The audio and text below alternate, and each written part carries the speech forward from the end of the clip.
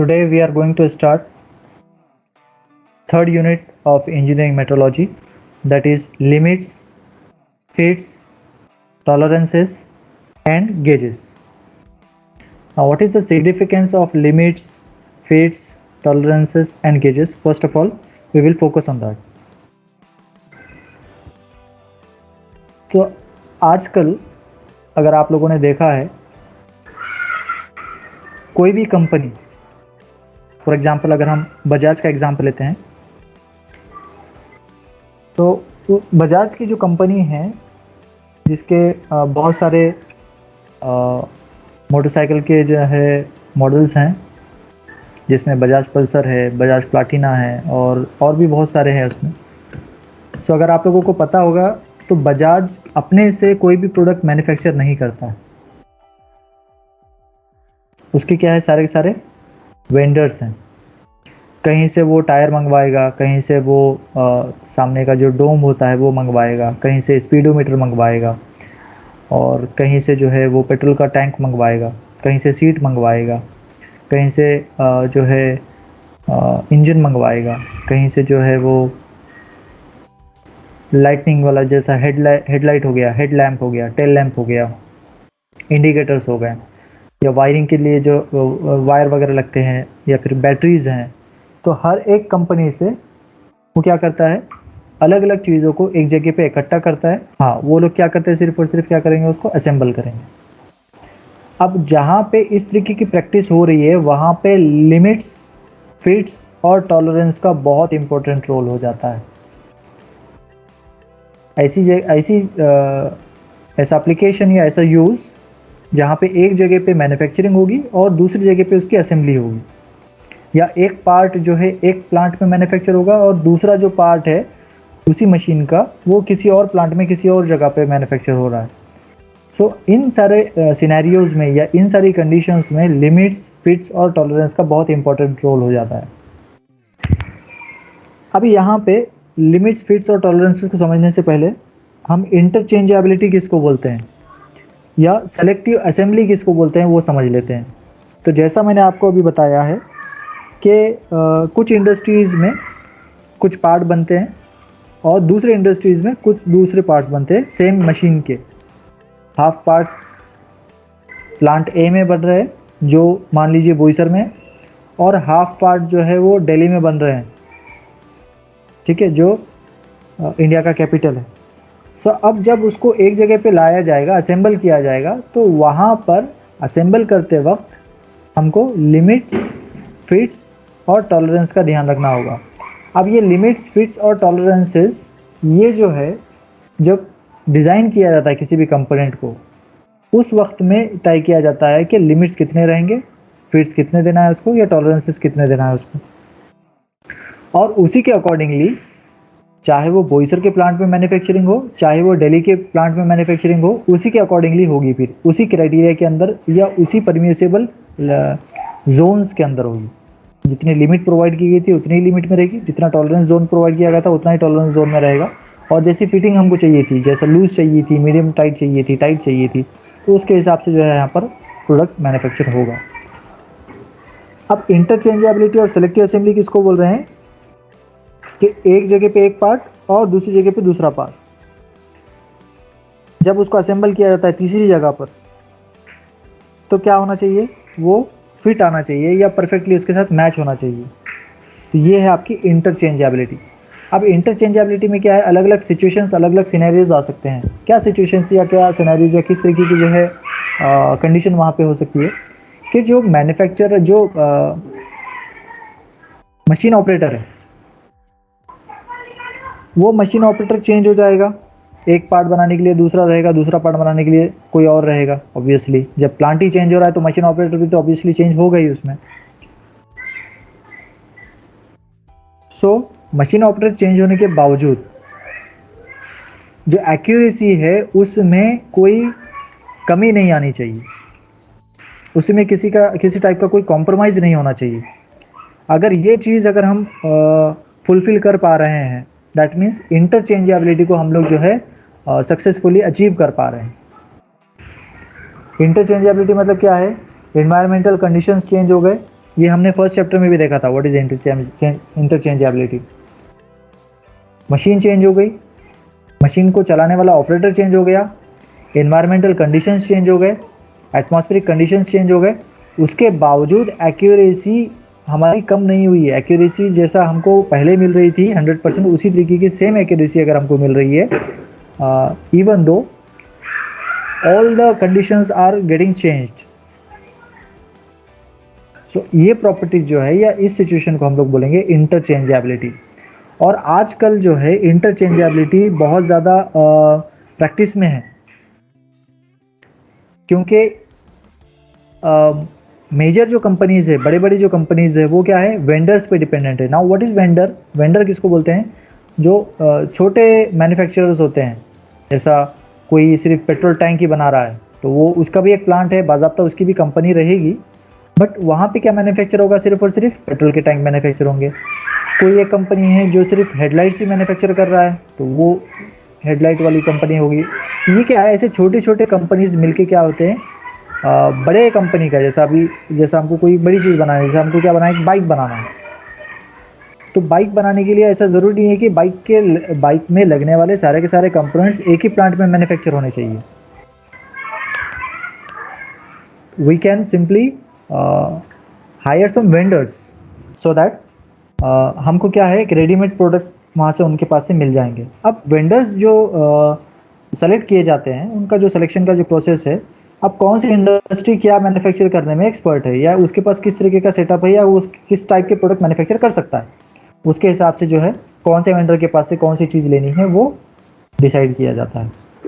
अब यहाँ पे वेंडर्स को क्या करते हैं, हम लोग एक लिमिट देते हैं कि मुझे प्रोडक्ट चाहिए जिसकी जो लेंथ है वो 100 सेंटीमीटर होनी चाहिए, और जो विड्थ है वो 50 सेंटीमीटर की होनी चाहिए। और ये डायमेंशंस के साथ साथ हम क्या करेंगे, उसको एक लिमिट देंगे। क्यों?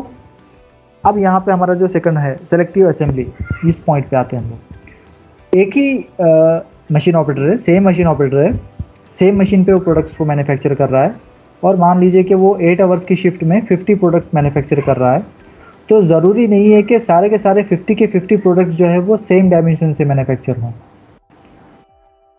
हर एक में जो है कुछ ना कुछ वेरिएशंस आएगा, किसी में 1 आध मिलीमीटर ऊपर हो जाएगा, किसी में 1 आध मिलीमीटर नीचे हो जाएगा, किसी में 2-1 मिलीमीटर ऊपर, 2-1 मिलीमीटर नीचे।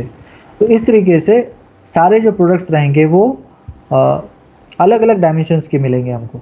अब वो अलग अलग डायमेंशंस के अंदर जो वेरिएशन है, प्लस माइनस जो है, कितना बढ़ गया या कितना कम हो गया है, कितना घट गया है, ये क्या है, आपके लिमिट्स हैं। तो ये लिमिट्स भी वहाँ पे देना ज़रूरी है। अगर इस लिमिट्स के अंदर आपका प्रोडक्ट मैन्युफैक्चर हो रहा है, that means that is acceptable. If the product which has been manufactured are beyond the limits or beyond the tolerance zone, that means you have to reject that project। आपका जो product है उसको आपको reject करना पड़ेगा, उसको scrap में डालना पड़ेगा, वापस वो फर्नेस में जाएगा, उसको मेल्ट करेंगे हम लोग, रिसाइकल करके वापस किसी और शेप में डालकर लेकर आएंगे। सो अब यहाँ पर सेलेक्टिव असेंबली में क्या पॉइंट हमको याद रखना है कि एक ही आदमी है, एक ही मशीन पे वो मैन्युफैक्चरिंग कर रहा है, ठीक है, एक ही शिफ्ट में हो रही है सारी की सारी मैन्युफैक्चरिंग।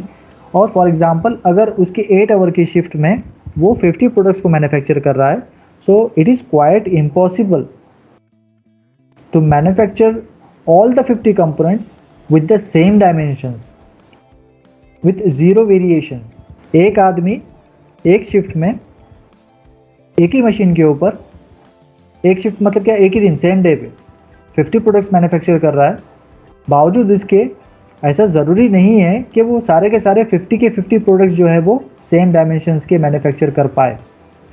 उसके अंदर कुछ ना कुछ तो वेरिएशंस आएगा, कोई थोड़ा सा बड़ा हो जाएगा, कोई थोड़ा सा छोटा हो जाएगा। अब वो कितना बड़ा हो गया तो उसको हम अलाउ करेंगे, या कितना छोटा हो गया तो उसको हम अलाउ करेंगे। और अगर परफेक्टली अगर उसकी लेंथ जो है 100 सेंटीमीटर और विड्थ जो है वो 50 सेंटीमीटर की मिलती है, that means that is accurate. तो उसमें तो कोई उसको अवॉइड करने का या उसको जो है रिजेक्ट करने का कोई पॉइंट ही नहीं बनता है वहाँ पर।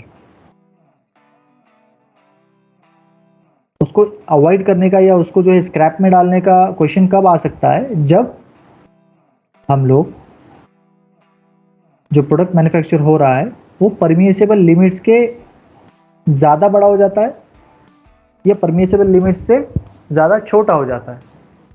तो इन दोनों सिचुएशंस में क्या करेंगे, उसको स्क्रैप में डाल देंगे, उसको जो है हम लोग अवॉइड कर देंगे। अब यहाँ पर जो है ना लिमिट्स और टॉलरेंस का बहुत इंपॉर्टेंस हो जाता है। Practically it is impossible to manufacture the product on the required और given dimensions because several factors are there which affects the accuracy। इससे पहले में मैंने आपको एग्जांपल दिया था, फिर से रिट्रेट कर देता हूं मैं उसको, कि जब भी कोई वर्कर शिफ्ट पे आता है, मान लीजिए मॉर्निंग 8 AM से लेकर उसकी जो शिफ्ट है वो 12 PM तक की है या 4 PM तक की है। तो वो जब फ्रेश आएगा शिफ्ट के अंदर काम करने के लिए, तो उसका जो कॉन्सेंट्रेशन रहेगा या उसका जो अटेंटिवनेस रहेगा वो ज़्यादा रहेगा। ज़्यादा अटेंटिवली, ज़्यादा जो है कॉन्सेंट्रेशन के साथ और ज़्यादा एनर्जी के साथ वो शुरुआती कुछ घंटों में काम करेगा। जैसे जैसे टाइम लैप्स होता जाएगा, जैसे जैसे वक्त गुजरता जाएगा, वैसे वैसे उसका जो कॉन्सेंट्रेशन है या उसका जो फोकस है वो धीरे धीरे करके कम होना चालू होगा। तो धीरे धीरे क्या होगा, लूज होगा कॉन्सेंट्रेशन। सो उसका रिजल्ट क्या होगा, उसका रिजल्ट पड़ेगा सीधे सीधे एक्यूरेसी के ऊपर, प्रोडक्ट की क्वालिटी के ऊपर। अब यहाँ पे लिमिट्स, फिट्स और टॉलरेंसेस, ये जो तीनों चीज़ें हैं, ये तीनों चीज़ें जो है प्रोडक्ट की क्वालिटी को मेंटेन करने के लिए इस्तेमाल की जाती है। जैसा आपको पता है कि अगर एप्पल का प्रोडक्ट आप लेंगे तो ऑब्वियसली वहाँ पे ऐसा हाइप बना हुआ है माइंड्स के अंदर हमारे कि एप्पल का अगर कोई प्रोडक्ट है मान लीजिए तो वो 100% बेस्ट क्वालिटी का ही है। इस तरीके की मेंटालिटी हमारी हमारी मतलब क्या कंज्यूमर्स की बन चुकी है। अगर एप्पल का कोई प्रोडक्ट है that means it is of the good quality और highest level of the quality, ऐसा हमारा एक कंसेप्ट बन चुका है या ऐसा हमारा माइंडसेट बन चुका है। अब ये जो है माइंडसेट बनाने में या ये रेपुटेशन बनाने में एप्पल ने कितना स्ट्रगल किया है या कितनी मेहनत की है, इसके पीछे का बैकग्राउंड क्या है, अगर हम ये जानने की कोशिश करेंगे तो सीधे सीधे हम कहाँ पे पहुँच जाएंगे कि एप्पल के जो प्रोडक्ट्स मैन्युफैक्चर हो रहे हैं वो विद इन द लिमिट्स हैं, परमिसिबल फिट्स के अंदर है और टॉलरेंस जोन के अंदर वो रिलाई करते हैं। सो क्वालिटी का, प्रोडक्ट की क्वालिटी का डायरेक्ट कनेक्शन है लिमिट्स, फिट्स और टॉलरेंसेस के साथ। और इसकी ज़रूरत क्यों पड़ती है, क्योंकि आजकल का जो ट्रेंड है उसमें क्या हो रहा है, कोई भी एक कंपनी सारे के सारे जो कंपोनेंट्स है वो अपने प्लांट में या एक जगह पे मैन्युफैक्चर नहीं करती है। वो छोटे छोटे पार्ट्स को अलग अलग वेंडर्स से मैन्युफैक्चर कर कर मंगवाती है, या फिर ऐसे भी हो सकता है कि उसी कंपनी का रहे लेकिन उसी कंपनी के ब्रांड के अंडर में अलग अलग प्लांट्स उसके रहेंगे और वो प्लांट जो है अलग अलग जगह पर रहेंगे। तो उस सिचुएशन में भी वहाँ पे भी लिमिट्स, फिट्स और टॉलरेंस का इम्पोर्टेंस बढ़ जाएगा।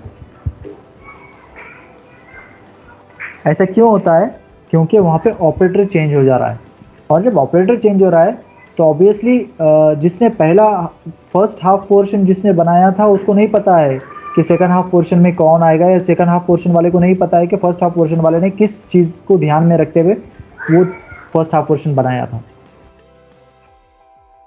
तो पर्सन चेंज हो गया तो काम करने का अंदाज या फिर जो है टेंडेंसी चेंज हो जाएगी। तो दोनों को अगर हमको एक जगह पे फोकस्ड रखना है तो वहाँ पे हम क्या करेंगे, सीधे सीधे लिमिट्स की बॉन्डिंग दे देंगे। अब चाहे कितने भी वर्कर चेंज हो जाए, हम उसको डिफाइन कर देंगे कि उसकी लेंथ 100 सेंटीमीटर चाहिए हमको, बट प्लस माइनस 1 सेंटीमीटर भी अगर हो जा रहा है so that we will accept that one.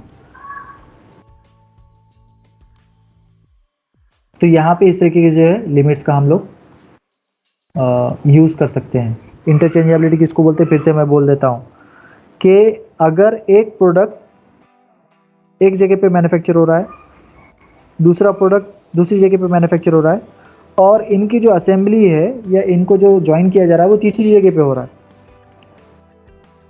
सो इसको बोलेंगे हम लोग इंटरचेंजेबिलिटी। इस सिचुएशन में क्या होगा,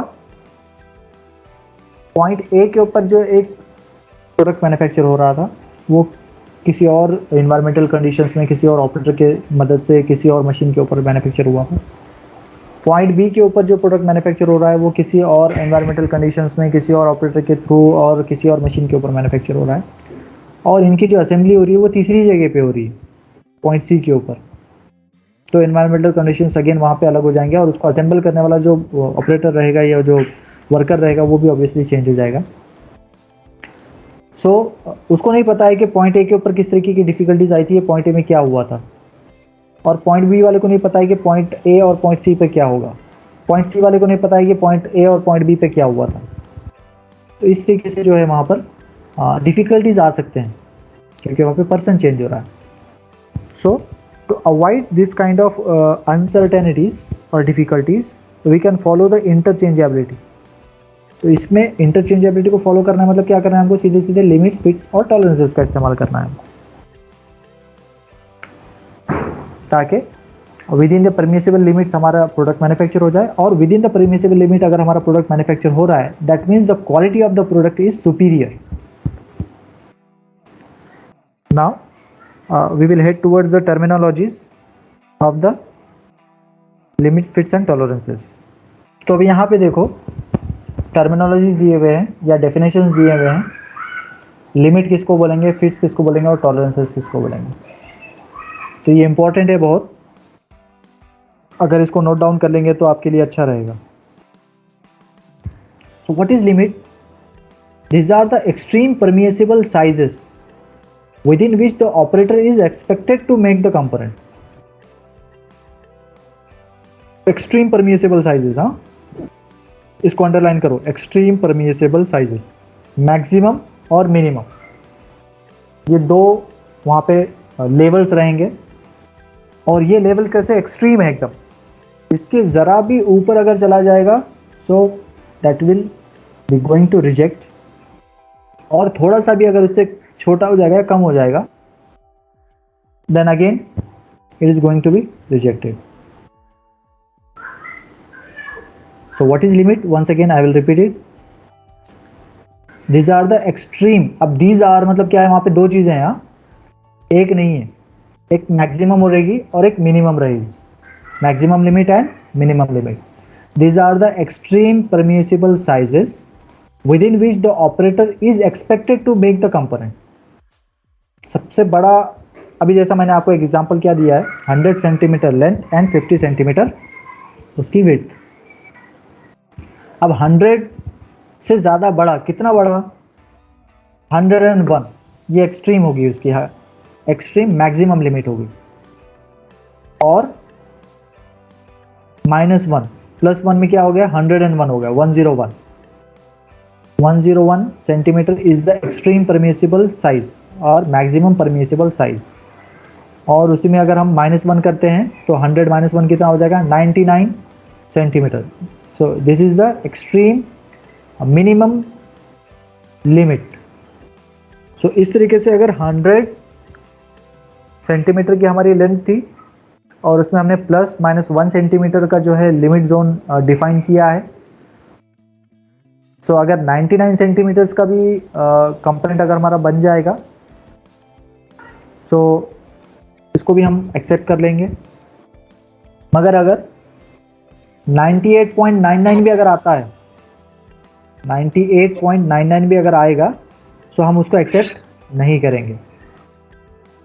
ये क्या है, लिमिट के बाहर चला गया है, और लिमिट के बाहर 0.001 का भी जो है उसमें वेरिएशन को एक्सेप्ट नहीं किया जाता है। और वही अगर 101 सेंटीमीटर का अगर कंपोनेंट मैन्युफैक्चर होता है, again that is also acceptable. But अगर 101.001 भी अगर आ रहा है तो अगेन उसको क्या करना पड़ेगा, रिजेक्शन में डालना पड़ेगा, स्क्रैप में डालना पड़ेगा, वापस से रिसाइकल करके लेना पड़ेगा उसको। सो लिमिट्स एक इम्पॉर्टेंट जोन है, एक्सट्रीम परमिसिबल जोन है, जिसके थोड़ा सा भी ऊपर और थोड़ा सा भी नीचे बिल्कुल एक्सेप्ट नहीं किया जाता है। Then come to the next point, that is fits. Fits किसको बोलेंगे? It is the general term used to signify the range of looseness and tightness of two mating parts. Degree of looseness and tightness. अभी जैसा इससे पहले भी मैंने आपको fits का एग्जांपल दिया था। मान लीजिए आप क्या कर रहे हैं, क्लोथ्स को परचेस करने के लिए जा रहे हैं, रेडीमेड क्लोथ्स को परचेस करने के लिए जा रहे हैं। तो जब भी आप ट्रायल करते हैं, उसका पहनकर जब देखते हैं कपड़ों को, फॉर एग्जांपल शर्ट या टी शर्ट आप लोग लेने के लिए जा रहे हैं, तो जब आप ट्रायल उसका करेंगे, तो मान लीजिए आपको जो है मीडियम साइज़ का टी शर्ट लगता है और आपने एक्सेल साइज़ का टी शर्ट अगर पहन लिया है, तो क्या होगा, वो लूज रहेगा। Very good. और उसी तरीके से आपको मीडियम साइज़ का आता है साइज़, और आपने क्या किया, स्मॉल साइज़ का टी शर्ट पहन लिया ट्रायल के लिए, तो क्या होगा उस सिचुएशन में, क्या होगा, लूज रहेगा या टी शर्ट आपको टाइट हो जाएगा? टाइट हो जाएगा। Very good. सो ये सेम चीज़ जो है ना, यहाँ पे भी लागू होती है हमारे मैन्युफैक्चरिंग इंडस्ट्रीज़ के अंदर, degree of looseness and degree of tightness.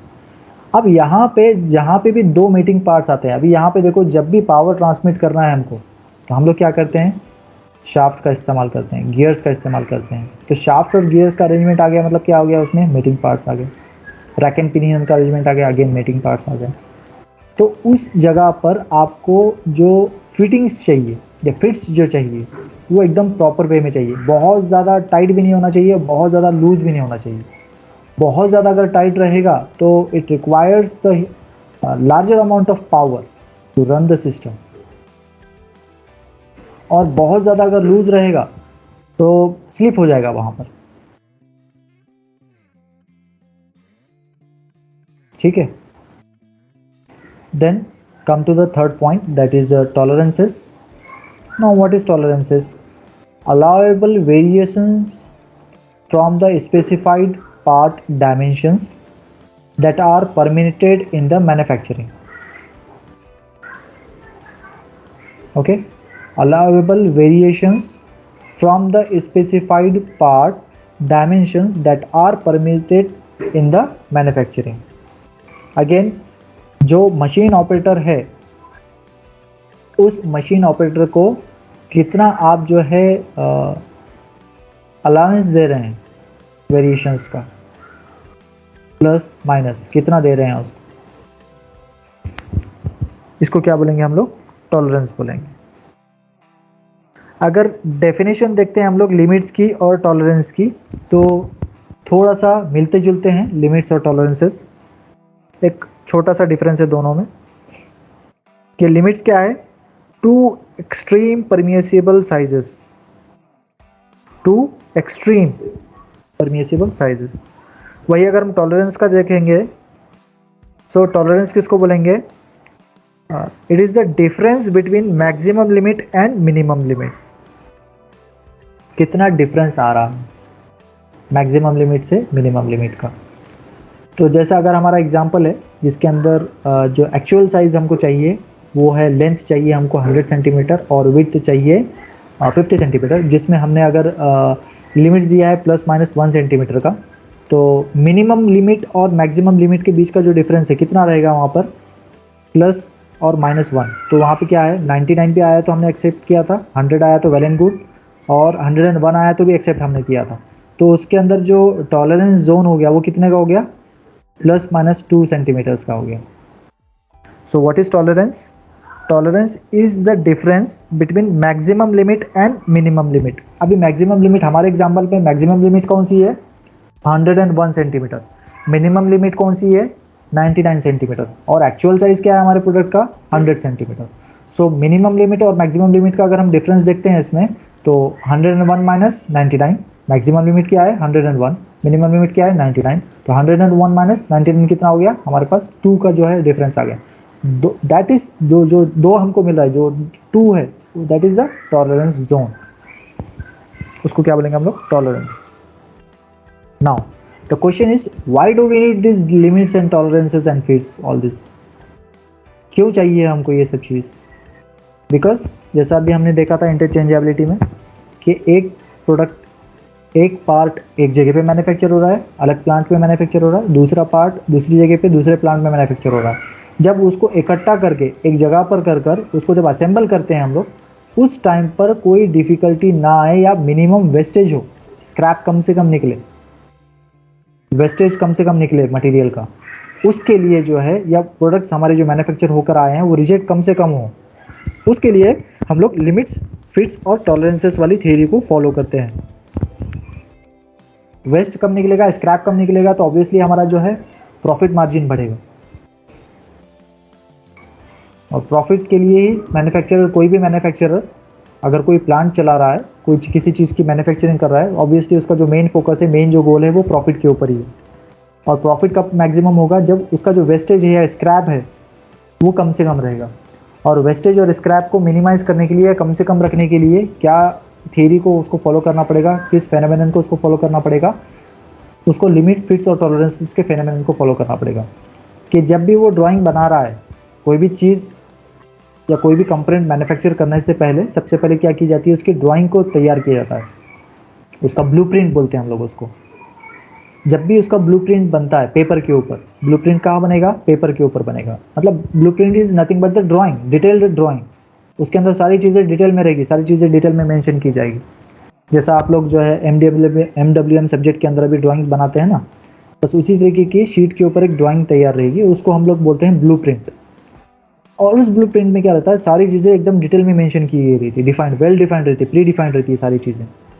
सो जब भी ब्लूप्रिंट तैयार करेगा और उसके जितने भी वेंडर्स रहेंगे, ये सप्लायर्स रहेंगे, जहाँ से वो अलग अलग पार्ट्स को ले रहा है, तो उनको क्या करेगा? वो ब्लूप्रिंट देगा और बोलेगा कि मुझे इतने ही लिमिट्स के अंदर प्रोडक्ट मैन्युफैक्चर होके मिलना चाहिए। क्योंकि मैन्युफैक्चरर को भी पता है और ऑर्डर देने वाले को भी पता है कि एग्जैक्टली किसी एक साइज़ के ऊपर, जैसा हमारा जो साइज़ है वो क्या है? 100 सेंटीमीटर का लेंथ और 50 सेंटीमीटर का उसकी वेट, एग्जैक्टली इस डायमेंशन के साथ प्रोडक्ट को मैन्युफैक्चर करना, इसी डायमेंशन के ऊपर सारे के सारे प्रोडक्ट को मैन्युफैक्चर करना practically it is impossible. So that वहाँ पे क्या करते हैं? अलाउेबल या परमिसिबल जोन्स उनको डिफाइन करके दिए जाते हैं, तो वो जो है इस फॉर्म में होते हैं, लिमिट्स और फिट्स और टॉलरेंसेस के फॉर्म में होते हैं। Then tolerance dimensioning. Tolerance is the total amount that a specific dimension is permitted to vary. It is the difference between maximum and minimum limits. What is tolerance? It is the difference between maximum and minimum limits. तो इसको भी आप note down करके रख सकते हैं, ये भी एक इम्पोर्टेंट पॉइंट है। That tolerance is the difference between maximum and minimum limits. Tolerance का लिमिट्स के साथ डायरेक्ट कनेक्शन है। फॉर एग्जाम्पल, अभी यहाँ पे भी एक एग्जाम्पल दिया हुआ है और हमने एक एग्जाम्पल ऑलरेडी देख चुके हैं हम लोग, तो मुझे नहीं लगता है कि एक एग्जाम्पल के ऊपर हमको और डिस्कस करने की ज़रूरत है। Now the question is, why is tolerancing is necessary? Again the answer, as I have told you just earlier, it is impossible to manufacture a part to an exact size और geometry. तो हमारा जो example है जिसके अंदर length है 100 centimetre और width है 50 centimetre, practically it is impossible to manufacture all the products with the same dimensions. The dimensions in which length is of 100 centimeter and width is of 50 centimeter. It is quite impossible. Practically it is impossible. तो अब वहां पे क्या करते हैं हम लोग? एक परमिसिबल जोन्स को डिफाइन करते हैं। Parts will often not fit together if their dimensions do not fall within the certain range of values. अभी यहाँ पे असेंबलीज जो दिखाया ना, असेंबलीज मतलब क्या है? पार्ट ए जो है एक जगह पे मैन्युफैक्चर हुआ है, इंडस्ट्री ए में मैन्युफैक्चर हुआ है, पार्ट बी इंडस्ट्री बी में मैन्युफैक्चर हुआ है, whereas industry A is located in the Boisar and industry B is located in the Delhi, and we are assembling part A and part B in Pune. तो तीन अलग अलग cities और तीनों अलग अलग एक दूसरे से काफ़ी दूर है, उसके जो मशीन ऑपरेटर्स है या उसके जो मैन्युफैक्चर जिसने किया है, उनका आपस में कोई कोऑर्डिनेशन नहीं है, कोई कनेक्शन नहीं है, आपस में बिल्कुल बातचीत नहीं होती है उन लोगों की। तो अभी यहाँ पे कैसे वो बात करेंगे, ये किस तरीके से, किस अंदाज में एक दूसरे के साथ कोऑर्डिनेट करेंगे। सो कोऑर्डिनेट करने के लिए जो लैंग्वेज का वो इस्तेमाल करेंगे वो लिमिट्स, फिट्स और टॉलरेंसेस का इस्तेमाल करेंगे।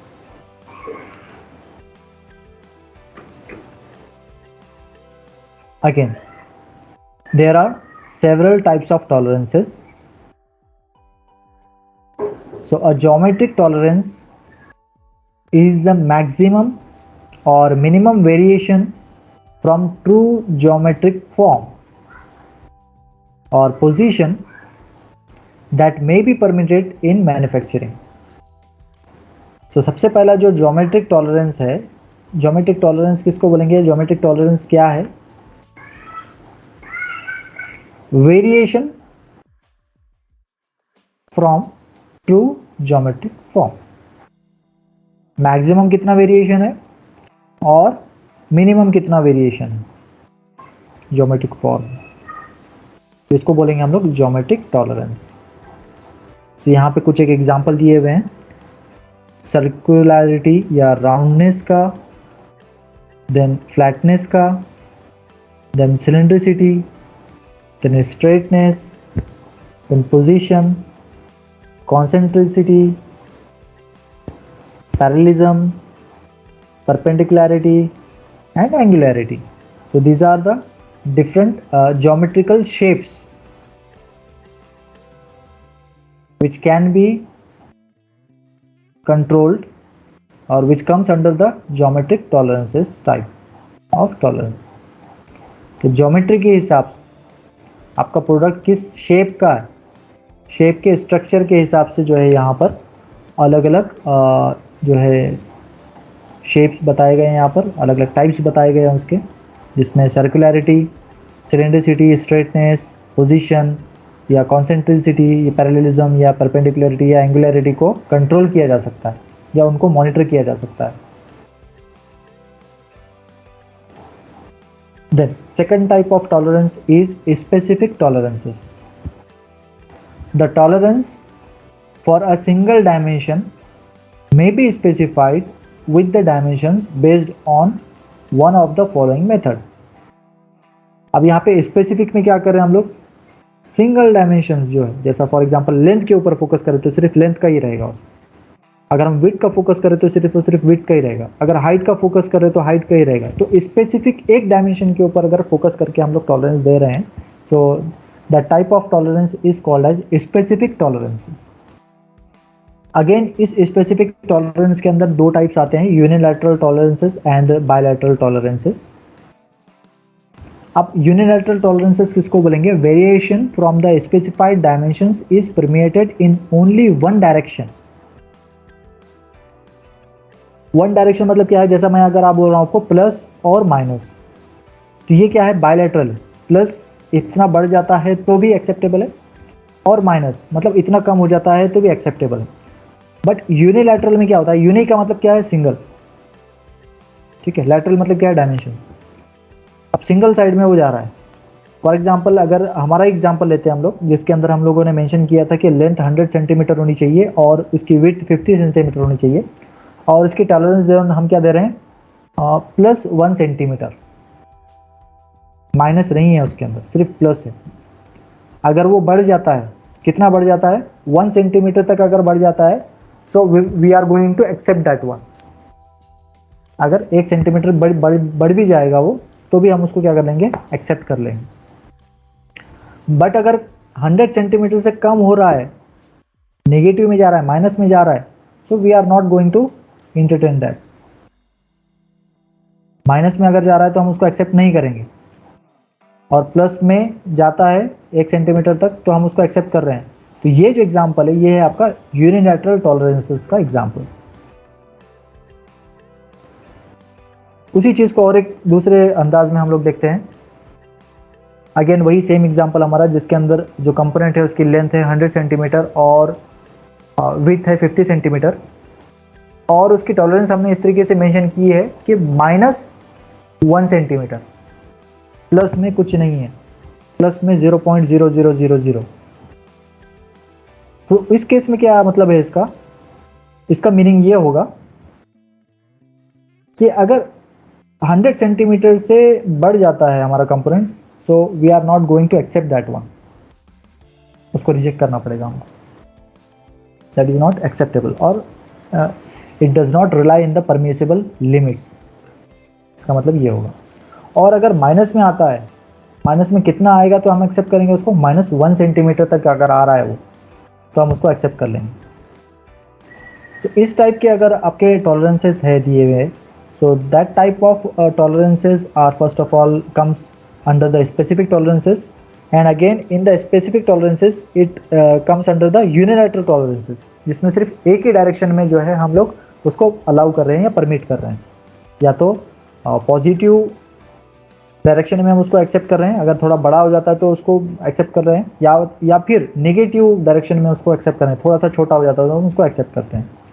तो this is how your unilateral tolerances works. Then come to the second type of specific tolerances, that is bilateral tolerance.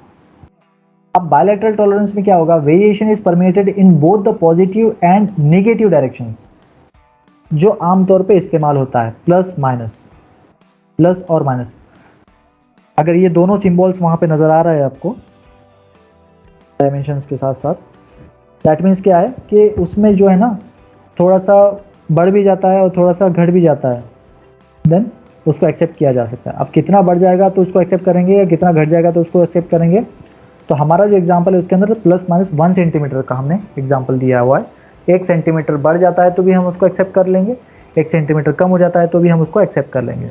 तो in our example the permissible limit is of 1 centimeter, either it may get 1 centimeter above the exact dimension, or it may get reduced from our exact dimension, then also we are going to accept that one। तो ये जो है bilateral है। Bye का मतलब क्या होता है, दो होता है, लैटरल मतलब क्या है, डायरेक्शंस में, मतलब पॉजिटिव डायरेक्शन में भी जा रहा है वो, नेगेटिव डायरेक्शन में भी जा रहा है वो, दोनों डायरेक्शन से माप करेगा। तो यहाँ पे अगर आप देख पा रहे हैं तो ये प्लस माइनस दोनों सिंबल्स का यहाँ पे इस्तेमाल किया गया है। वहीं अगर हम यहाँ पे देखेंगे सो प्लस माइनस में देखो, प्लस में ही सिर्फ एक आपको जो है यूनिट नज़र आ रहा है, एक क्वांटिटी नज़र आ रही है, माइनस में आपको 0.00 नज़र आ रहा है, मतलब माइनस में बिल्कुल एक्सेप्ट नहीं किया जा रहा है उसको। जबकि बायलैटरल में अगर आप देखेंगे तो प्लस और माइनस दोनों में आपको कुछ ना कुछ क्वांटिटी नज़र आएगी। सो आमतौर पे जो यूज़ होता है वो प्लस और माइनस दोनों एक साथ इस्तेमाल होते हैं। In very few applications unilateral tolerance का इस्तेमाल किया जाता है, बहुत कम जगहों पे इस्तेमाल किया जाता है। देन आते हैं फिट्स के ऊपर। अब फिट्स का जो यूज़ है वो आमतौर पे मेटिंग पार्ट्स के ऊपर ही होता है, जहाँ पे दो चीज़ें हैं, शाफ्ट और होल। आमतौर पे अगर हम इंजीनियरिंग मेट्रोलॉजी की अगर बात करते हैं तो यहाँ पे जो एग्जांपल यूनिवर्सली जो एक्सेप्टेड एग्जांपल है फिट्स को समझने के लिए वो है शाफ्ट और होल का example. So fit is the term which is associated with the degree of tightness and looseness, कितना ज़्यादा वो फिट हो रहा है या कितना ज़्यादा जो है वो लूज हो रहा है। अब यहाँ पे दो एग्जांपल्स दिए हुए हैं, ये एक एग्जांपल है जो लेफ्ट साइड में है और ये एक एग्जांपल है जो राइट साइड में है। लेफ्ट साइड वाला जो एग्जांपल है इसके अंदर जो चीज़ मेंशन की गई है ये क्या है, टाइट फिट। क्या है ये, टाइट फिट। सो आपको मैं और थोड़ा सा अच्छे से उसको समझाता हूँ। हमारे पास 3 एग्जांपल्स हैं अभी यहाँ पर, ठीक है।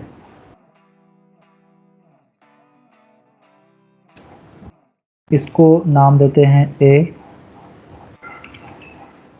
इसको नाम देते हैं बी और इसको नाम देते हैं सी। एग्जाम्पल ए में क्या होगा, या एग्जाम्पल ए में क्या हो रहा है, ये जो ग्रीन कलर के दो आपको रेक्टेंगल्स नज़र आ रहे हैं Assume that it's a part of a whole. ये होल का एक पार्ट है, इसको हम साइड से देख रहे हैं, that's why it is looking like a rectangle, but anyhow it's a hole. So अब इस होल से येलो कलर का जो सेक्शन या पोर्शन आपको नजर आ रहा है, that is representing the shaft. क्या है यहाँ पर? जो ग्रीन कलर है वो होल को रिप्रेजेंट कर रहा है, और जो येलो कलर है वो शाफ्ट को रिप्रेजेंट कर रहा है इन केस ऑफ एग्जाम्पल ए. अब यहाँ पे अगर आप देख पा रहे हैं, the surface of the shaft is coming in contact with the surface of the hole. In this case, you are going to have the higher degree of tightness. ठीक है, यहां पे आपको क्या मिलेगा? टाइटनेस मिलेगा. टाइटनेस क्यों मिल रहा है? Because both the surfaces are coming in contact with each other. और इस टाइप का अगर आपको मेटिंग पार्ट्स का जो है सिचुएशन मिलती है, तो in this case the losses will be minimum. For example, मान लीजिए कि यहाँ पे आपकी जो येलो कलर वाला जो शाफ्ट है वो रोटेट हो रहा है. क्या हो रहा है? वो रोटेट हो रहा है.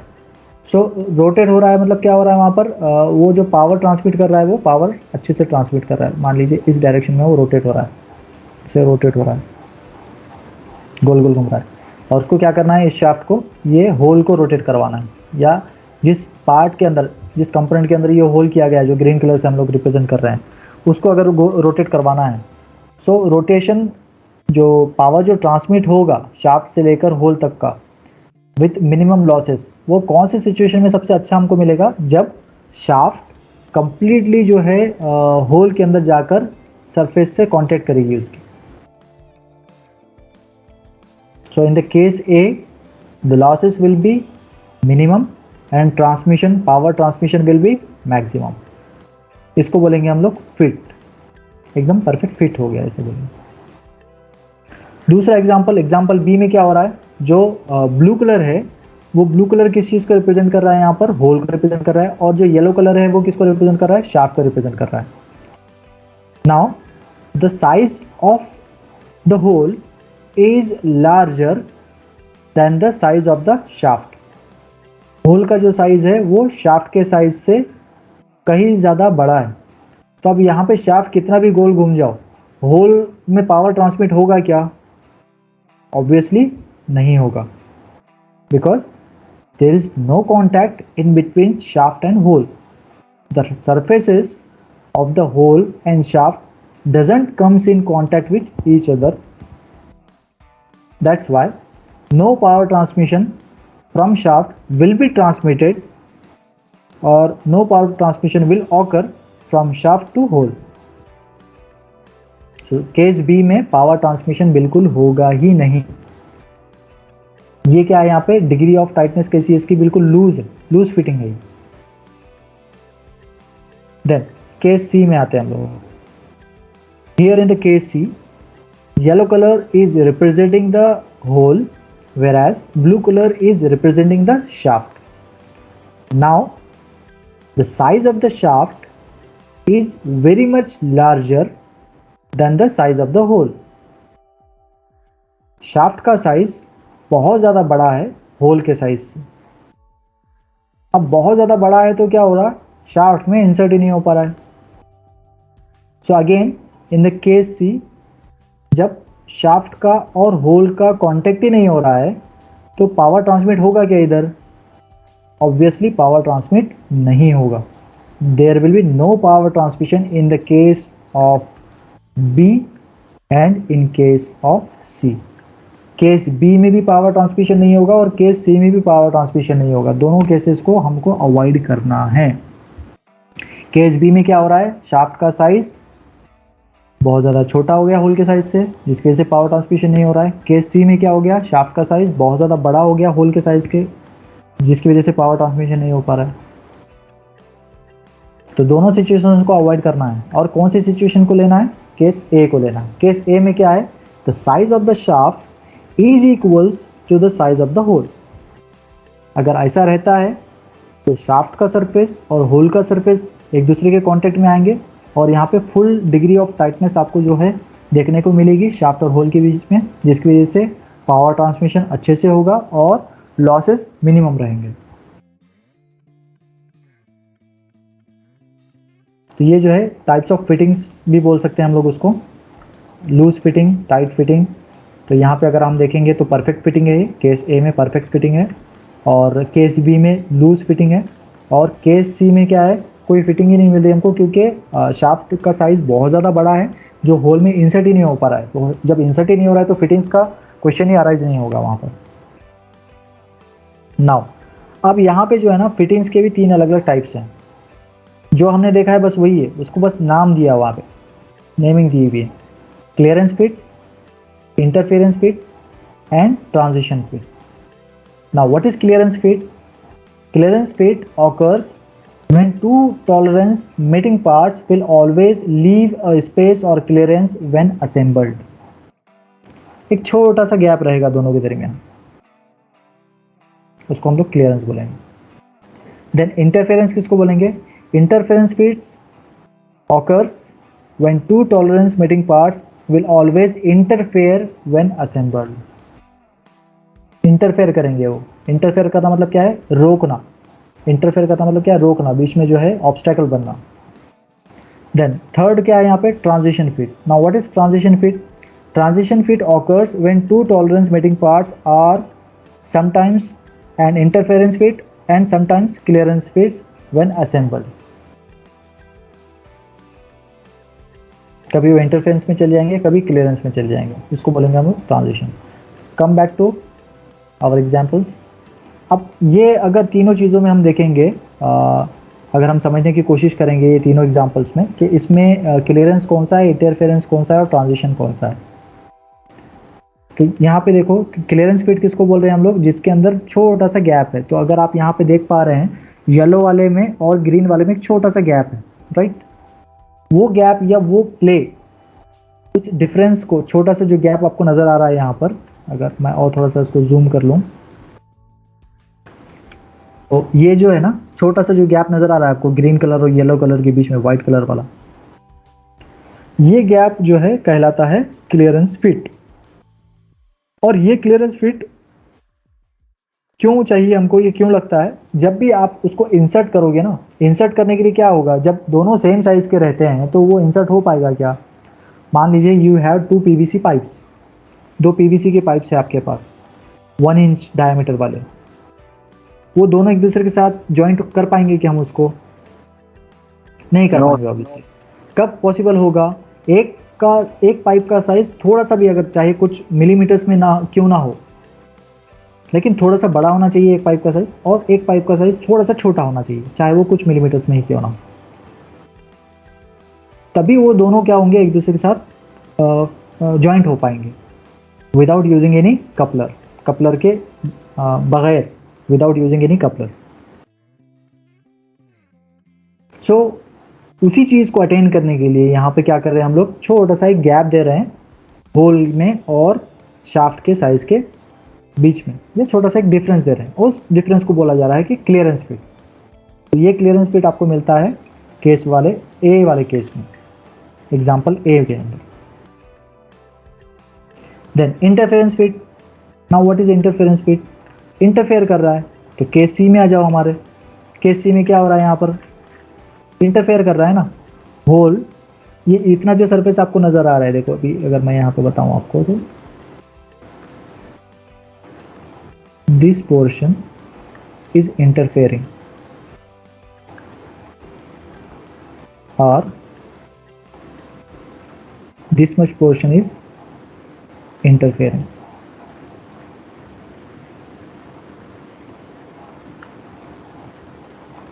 तो ये दोनों पोर्शंस क्या कर रहे हैं, उसको इंटरफेयर कर रहे हैं। शाफ्ट को आने से रोकने वाला हिस्सा कौन सा है, पोर्शन कितना है, जितना मैंने व्हाइट कलर से यहाँ पे उसको कलर किया है, अगर मैं इसको बड़ा कर दूं तो इस तरीके से,